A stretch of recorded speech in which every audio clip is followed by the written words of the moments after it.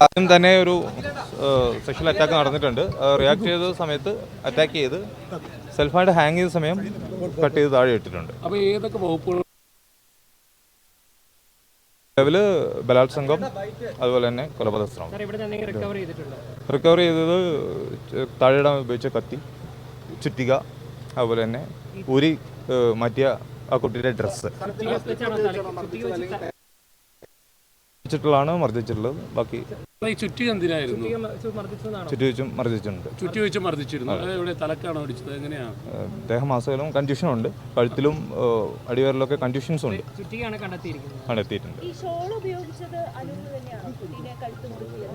ഹാങ്ങിങ് ഡോക്ടറുടെ നിർദ്ദേശപ്രകാരം ഹാങ്ങിങ് സെൽഫായിട്ടാണ് ചെയ്തിട്ടുള്ളത്. പക്ഷേ ചെത്തി താഴെ ഇട്ടിട്ടുള്ളതും ബാക്കി ശ്വാസം മുട്ടിച്ചതല്ല.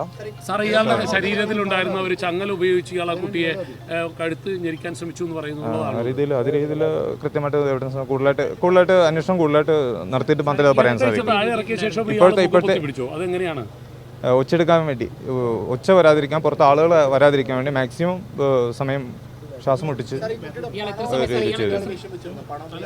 നിലവിൽ അത്തരം കാര്യങ്ങൾ കൂടുതലായിട്ട് അന്വേഷിക്കുന്നുണ്ട്. അതുപോലെ തന്നെ കുട്ടി മരിച്ചു എന്നുള്ള ഒരു ധാരണയിൽ മറ്റുള്ളവർ അറിയുന്നുള്ള രീതിയിലാണ് അവന് ഇവിടുന്ന് രക്ഷപ്പെട്ടത്. ഏകദേശം ആ ഒരു രീതിയിലാണ് അയാൾ രാത്രി 10:30 കയറി രാവിലെ കൺഫർമേഷൻ പ്രകാരം രാവിലെ 7 മണിക്കാണ്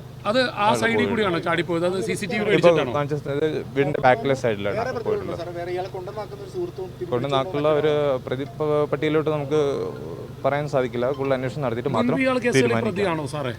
2 ക്രിമിനൽ കേസിലും ഒരു NDPSലും നിലവിൽ പ്രതിയാണ്. ബാക്കി കാര്യങ്ങളെല്ലാം ബാക്കി അന്വേഷണത്തിൽ കൂടുതലായിട്ട് പറയാം.